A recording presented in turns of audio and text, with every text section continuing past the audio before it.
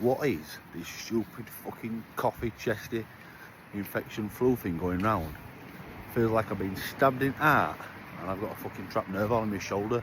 And when I go to cough, I feel like I can't cough it up.